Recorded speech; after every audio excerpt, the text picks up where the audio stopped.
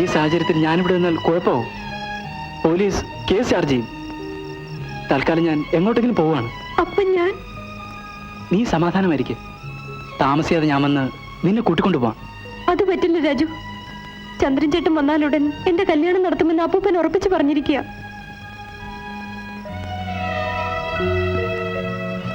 അങ്ങനെ എന്തെങ്കിലും സംഭവിച്ചാൽ വേണ്ട രാജു, നമുക്ക് ഒരുമിച്ച് പോകാം. എങ്കിലും ഇല്ല, ഞാൻ കൂടെ വരും. ശരി, എങ്കിൽ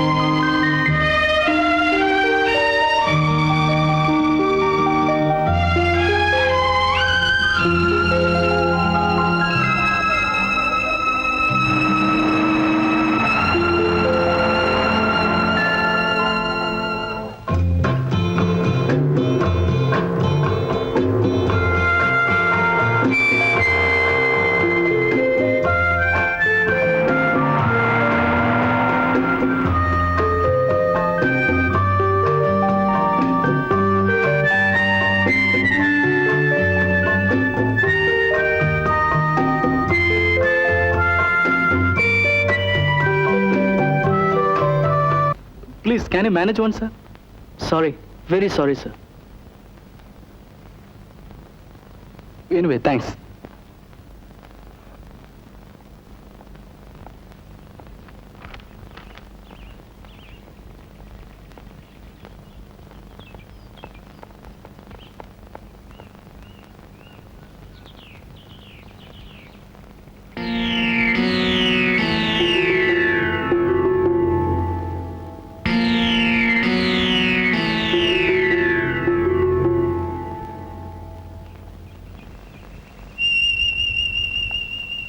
ഇതെന്താ, ഇവിടെ ഒരു ലോഡ്ജിലെ റൂം ഇല്ലല്ലോ? അയ്യോ, ഇപ്പോഴല്ലേ കാര്യം പിടികിട്ടിയത്. ഞാനൊരു മണ്ടൻ തന്നെ. കാര്യം എന്താ? നമ്മൾ രണ്ടുപേരും ഈ വേഷത്തിൽ കയറി ചെന്നാൽ ആരെങ്കിലും റൂം തരൂ? ഈ വേഷത്തിന് എന്താ കുഴപ്പം? കുഴപ്പം എന്താണെന്നോ? ഇപ്പൊ നമ്മളെ കണ്ട കല്യാണം കഴിച്ചവരാണെന്ന് ആരെങ്കിലും പറയുമോ? കല്യാണം കഴിഞ്ഞവർക്കേ ഹോട്ടൽ റൂം കിട്ടൂ? അത്രേ ഉള്ളൂ. അപ്പോ അതുവരെ വാ, വഴിയുണ്ടാക്കാം.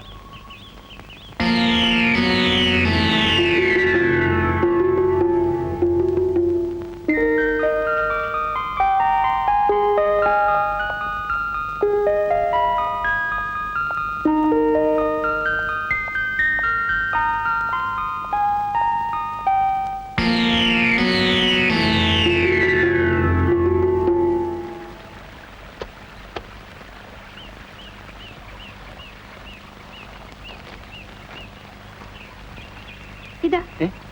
എന്തിന്? അങ്ങോട്ട് പോ. ഞാൻ ഡ്രസ് മാറ്റട്ടെ. പോ, അങ്ങോട്ട് പോ.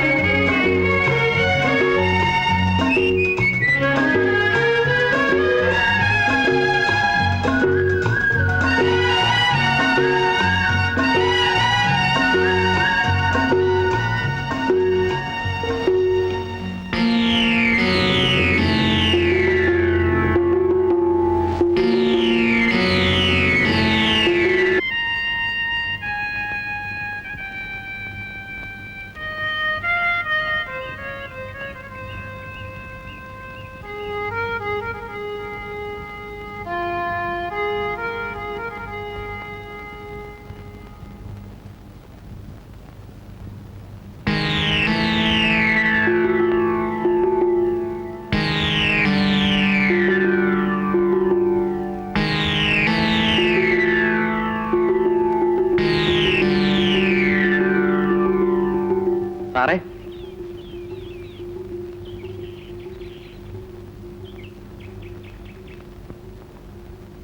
മലയാളിയാണല്ലേ? അതെ. ഒരു ഉപകാരം ചെയ്യണം. ഒരാവശ്യത്തിന് വേണ്ടി വന്നതാണ്. ഇവിടെ കുടുങ്ങിപ്പോയി. നാട്ടിൽ പോകാൻ എന്തെങ്കിലും തന്ന് സഹായിക്കണം.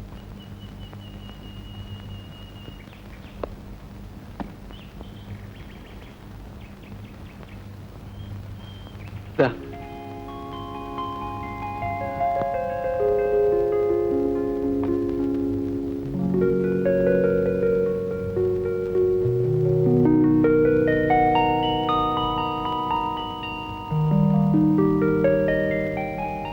அப்படியா? ரொம்ப சந்தோஷம். அதுக்கப்புறம் சொல்லுங்க. நீங்க தான் சொல்லணும். காட்டேஜா எத்தனை வேணும்? ரெண்டா இருக்கே. காட்டேஜ் இல்லைன்னா கூடி உங்களுக்கு எப்படியாவது அட்ஜஸ்ட் பண்ணி கொடுக்குறேன். நீங்க வந்து நம்ம ரெகுலர் கஸ்டமர் ஆச்சே. Right sir. Okay sir. என்ன? ഞങ്ങൾക്ക് നിങ്ങൾ ഒരു റൂം തന്നാൽ വളരെ ഉപകാരമായിരുന്നു. കൂടുതൽ വിഷമിക്കണമെന്നില്ല. മലയാളത്തിൽ പറഞ്ഞാൽ മതി. ഒരു കോട്ടേജ് വേണമായിരുന്നു. ഇത് എന്റെ ഭാര്യ. അത് ശരി. ഇവിടെ കോട്ടയൊന്നും ഒഴിവില്ല. അയ്യോ, അങ്ങനെ പറയരുത്. ഒരു 3 മാസത്തേക്കെങ്കിലും ശരിപ്പെടുത്തി തരണം. 3 മാസത്തേക്ക് മതിയല്ലേ? ആ, ആ, ഒരു കോട്ടേജ് ഒഴിവുണ്ട്. പക്ഷെ അതിന് ഡബിൾ വാടക തരണം. വാടക എത്രയായാലും കുഴപ്പമില്ല. കുഴപ്പമില്ലേ? ഇല്ല. എന്നാ വാ, റൂം കാണിച്ചു തരാം.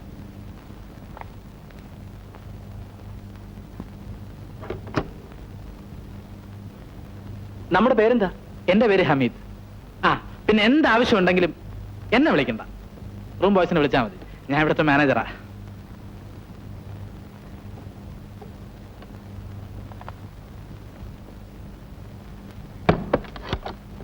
ഭാര്യയും ഭർത്താവും ആണോ? കണ്ടിട്ട് തോന്നുന്നില്ല. ആ, കണ്ടുപിടിച്ചോളാം. പൊന്നുമോളെ. എന്താ ഇത്? എന്താ പറഞ്ഞത്? കുറച്ച് കൂടുന്നുണ്ട്. ഭർത്താവിന്റെ ആഗ്രഹങ്ങൾ സാധിച്ചു കൊടുക്കുക എന്നത് ഉത്തമയായ ഒരു ഭാര്യയുടെ കടമയാണ്. അല്ല, എന്തോ പറഞ്ഞല്ലോ, ഒന്നുകൂടി കേക്കട്ടെ. സോറി, ഇത്തരം മഹത് വചനങ്ങൾ ആവർത്തിക്കാൻ പാടില്ല എന്നാണ് പ്രമാണം. പറയണ്ട, ഉള്ളിലിരിപ്പ് മനസ്സിലായി. അതൊക്കെ ഭാര്യയും ഭർത്താവുമായിട്ട് പോരെ. കല്യാണ കാര്യത്തെ പറ്റി കൂടുതൽ ചിന്തിച്ച് വിഷമിക്കണ്ട. അതേതായാലും നടക്കാൻ പോണ കാര്യമാണല്ലോ. പിന്നെ ഇവിടെ ഇപ്പോ ഒരു വ്യത്യാസമേ ഉള്ളൂ. അതായത് സാധാരണ ആളുകൾ കല്യാണം കഴിഞ്ഞ് ഹണിമൂൺ ആഘോഷിക്കുന്നു. നമ്മൾ ഹണിമൂൺ കഴിഞ്ഞ് കല്യാണം ആഘോഷിക്കുന്നു. മിടുക്കൻ. അതങ്ങ് പള്ളിയിൽ പോയി പറഞ്ഞാ മതി. ഇതൊന്ന് പിടിക്ക്. എന്തിനാ? പിടിക്ക്. എന്തിനാ? ഒന്ന് പിടിക്ക്, പറയാം. എങ്ങോട്ടാ? വാ, പറയാം.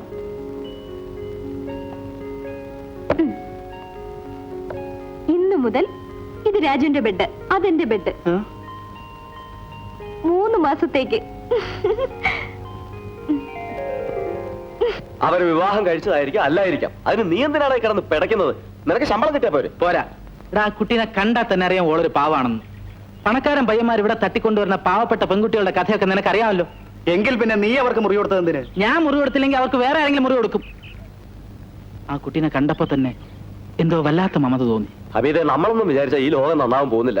അത് വേറെ കാര്യം. ഏതായാലും 2 ദിവസത്തിനകം അവർ കല്യാണം കഴിച്ചവരാണോ അല്ലേന്ന് ഞാൻ കണ്ടുപിടിക്കും. അഥവാ നല്ല ഉദ്ദേശത്തോടു കൂടിയല്ല ആ പയ്യൻ വന്നിരിക്കുന്നതെന്ന് വെച്ചു. നിന്നെ കൊണ്ട് എന്ത് ചെയ്യാൻ പറ്റും? ഞാൻ അവളുടെ വീട്ടുകാരെ ആളയച്ച് വരുത്തും. ഏതായാലും ഓള് വല്ല ചുവന്ന തെരുവിൽ എത്തിപ്പെടാതെ നോക്കാൻ എനിക്ക് കഴിയും. എന്റെ പെങ്ങളുടെ ഗതി മറ്റാർക്കും വരാൻ പാടില്ല ജോണി.